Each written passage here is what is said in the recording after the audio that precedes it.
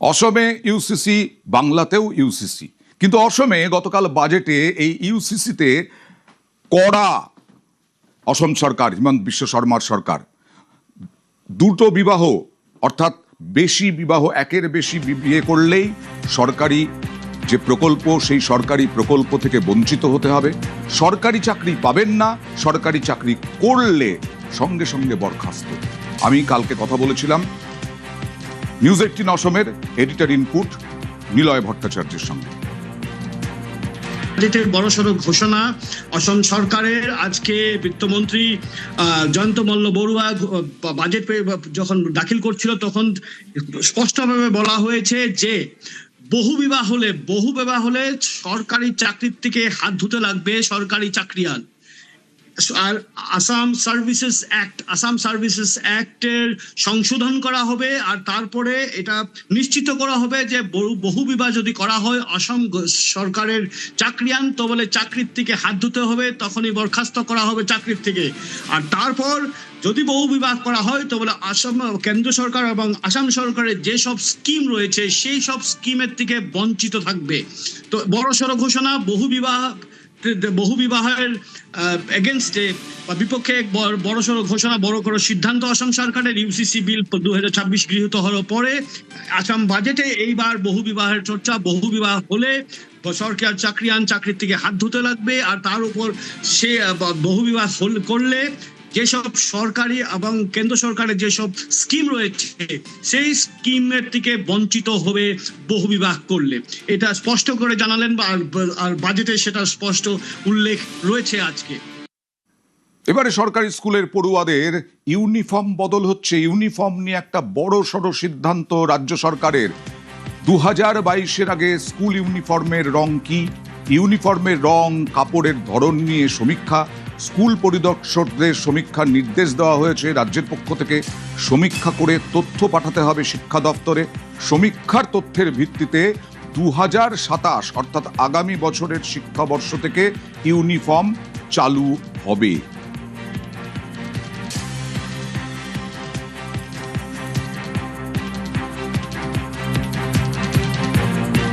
একটা স্কুলের যে ইউনিফর্ম, সেই ইউনিফর্ম দেখে আমরা বুঝতে পারি যে সে কোন স্কুলের, এবং এটার সিকিউরিটি ইস্যু।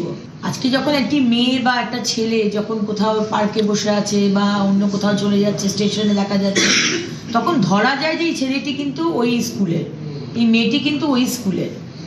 কিন্তু মাঝখানে দুর্নীতি করানোর কারণে যে কত কোটি কোটি টাকার এই ইউনিফর্ম নিয়ে দুর্নীতি হয়েছে, এবং আসানসোলেও হয়েছে। আজকে বলা হয়েছিল যে ইউনিফর্মগুলো বানাবে মহিলা এসএইচজি গ্রুপ, সেটা খুব ভালো আইডিয়া, কিন্তু যে কোয়ালিটি বানিয়েছে খুবই খারাপ কোয়ালিটিতে হয়েছে। কিন্তু আবার যে ইউনিফর্ম ফিরিয়ে আনছে, আমার অত্যন্ত আমি স্বাগত জানাই। এবার কি স্কুলে ইউনিফর্মের রং বদল হতে চলেছে? পর্ণশ্রীতে বিজেপি নেতাকে মারধরে প্রাক্তন তৃণমূলের কাউন্সিলর গ্রেফতার এবং আরও একজন গ্রেফতার। পর্ণশ্রীতে গ্রেফতার প্রাক্তন টিএমসি কাউন্সিলর সহ 2। কবে হামলা হয়েছিল, কি ঘটনা ঘটেছিল, কি অভিযোগ দেখুন। 2020-তে কথা বলবো প্রতিনিধি সুদীপ্তর সঙ্গে। সুদীপ্ত, কবে ঘটনা ঘটেছিল এবং এই টিএমসি কাউন্সিলর প্রাক্তন, তার বিরুদ্ধে কি অভিযোগ? দেখো, 2020 সালের 7ই অগস্ট পর্ণশ্রী থানায় দায়ের হয়েছিল তার বিরুদ্ধে একটি মামলা। সুশান্ত ঘোষ যিনি অভিযোগ করেছিলেন, তার অভিযোগের ভিত্তিতে অঞ্জন দাসকে, তিনি প্রাক্তন কাউন্সিলর এবং 129 নম্বর ওয়ার্ডের কাউন্সিলর অর্থাৎ প্রাক্তন কাউন্সিলর তথা বোরো 24-এর প্রাক্তন চেয়ারম্যান সংহিতা দাসের স্বামী, তাকেই কিন্তু গ্রেপ্তার করা হয়েছে। তার বিরুদ্ধে যে অভিযোগ ছিল যে অঞ্জন দাস সহ মোট 7 জনের বিরুদ্ধে অভিযোগ ছিল, এই অভিযোগের ভিত্তিতে গ্রেপ্তার করা হয়েছে। মূল যিনি এই অভিযোগ করেছেন সুশান্ত ঘোষ, এবং সুশান্ত ঘোষের স্ত্রী অভিযোগ করেছেন। তার বিরুদ্ধে খুনের হুমকি রয়েছে এবং খুনের হুমকির পাশাপাশি অভিযোগ রয়েছে। অভিযোগের ভিত্তিতেই তাকে কিন্তু আবারও গ্রেপ্তার করা হয়েছে 2020 সালের 7ই অগস্টের এই মামলা, এবং তার পরিপ্রেক্ষিতেই গ্রেপ্তার করা হয়েছে গতকাল রাতে এই প্রাক্তন কাউন্সিলর অঞ্জন দাসকে। এতদিন কেন গ্রেপ্তার করা যায়নি? পালাবদল হয়নি বলে কি সম্ভব হয়নি? পুলিশ নিষ্ক্রিয় ছিল? দেখো, 2020 সালের 7ই অগস্ট যখন এই অভিযোগ করা হয়, সেই অভিযোগের ভিত্তিতে পুলিশ কিন্তু যে ফাইনাল রিপোর্ট সেটাও কিন্তু জমা দিয়েছিল।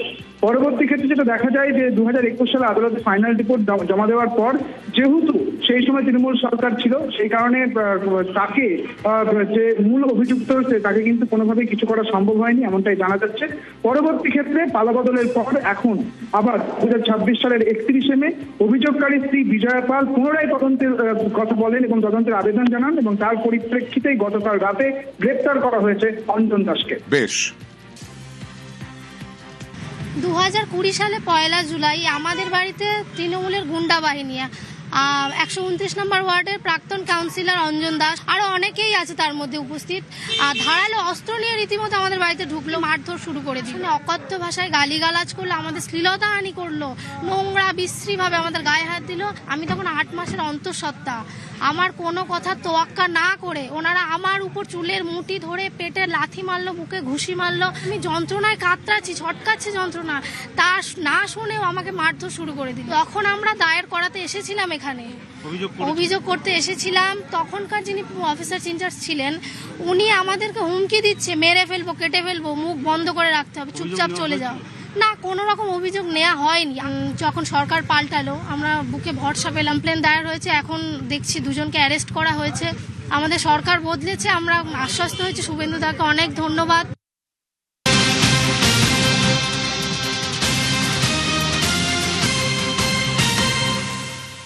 পানিহাটিতে প্রাক্তন তৃণমূল কাউন্সিলর গ্রেফতার এবং তিনি নির্মল ঘোষ, প্রাক্তন বিধায়ক নির্মল ঘোষের ঘনিষ্ঠ।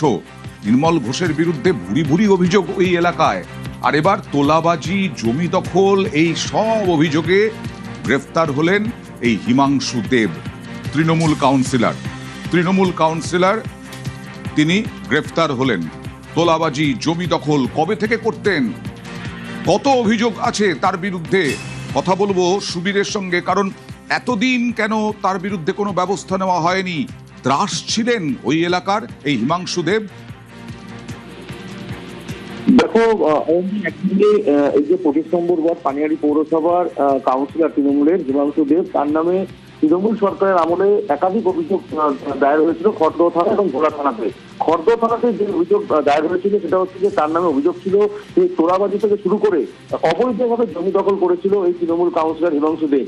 এবং সরকারের পালাবদলের পরই কিন্তু এই যে অভিযোগ জমা পড়েছিল সেই অভিযোগের ভিত্তিতে সোদপুর থেকে এই যে কাউন্সিলর হিমাংশু দেব তাকে কিন্তু খড়দহ থানা পুলিশ গ্রেপ্তার করেছে। পাশাপাশি তোমাকে জানি রাখি, পুলিশি সূত্র থেকে যেটা জানা যাচ্ছে যে হিমাংশু দেব তিনি কিন্তু প্রাক্তন বিধায়ক নির্মল ঘোষের ঘনিষ্ঠ।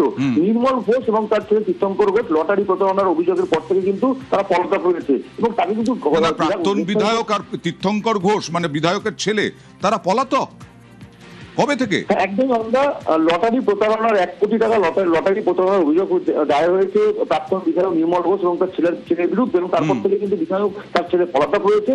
তারা কোথায় আছে, কারণ ঘনিষ্ঠ যে রয়েছে হিমাংশু দেব তিনি জানেন কিনা, এই নিয়েও কিন্তু দফায় দফায় তাকে জেরা করা হয়, এমনটা কিন্তু পুলিশ সূত্র থেকে জানা গিয়েছে এবং আজকে তাকে বারাকপুর আদালতে পাঠানো হয়েছে।